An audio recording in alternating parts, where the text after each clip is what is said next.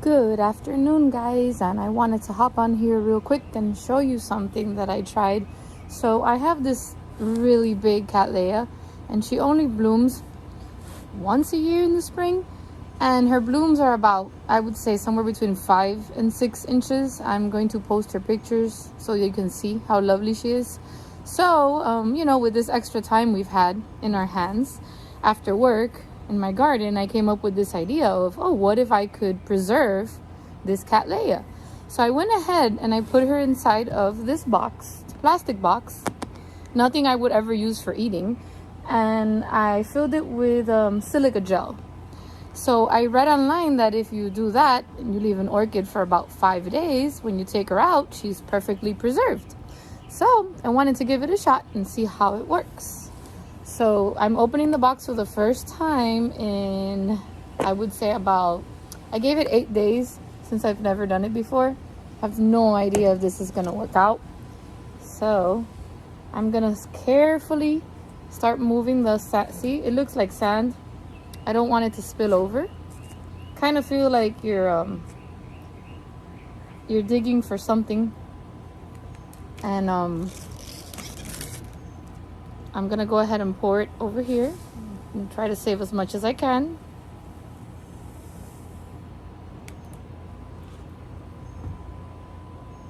She's emerging. Feels very crisp to the touch.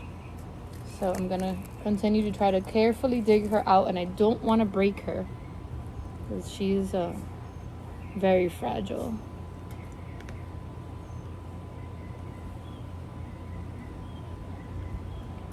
I want to go ahead and find a tool to scoop her out entirely so we can see how she was preserved. So you can see she's quite big.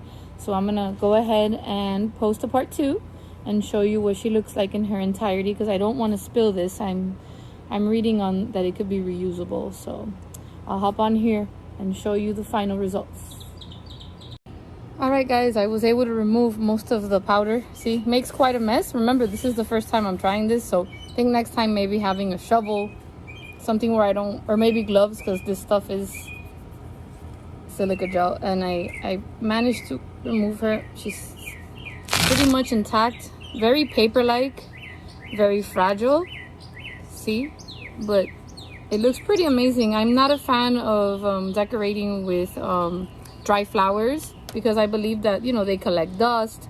I'm gonna go ahead and probably get a brush, like a little paintbrush, brush off a little bit of the particles. And then I was thinking maybe some kind of a fun art activity on a canvas is what I have in mind. If you guys have any cool ideas of how I can use this preserved Cattleya for an art project or for display, feel free to give me some ideas in the comments.